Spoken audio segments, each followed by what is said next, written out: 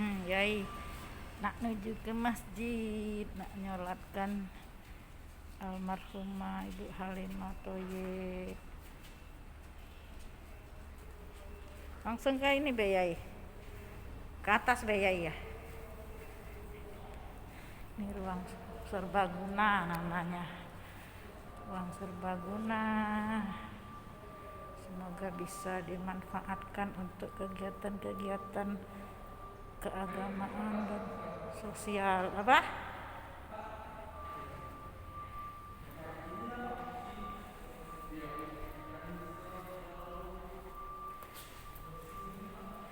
Nih tempat untuk ibu-ibu, wastafelnya, kamar mandinya, isinya. Tutup dulu. Ada 2 kamar. Ini tempat duduk.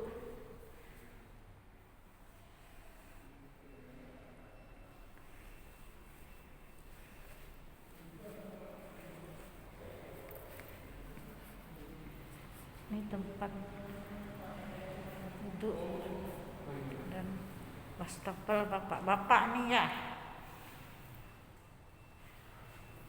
Heru apa siapa tuh? Oh, Pelaga.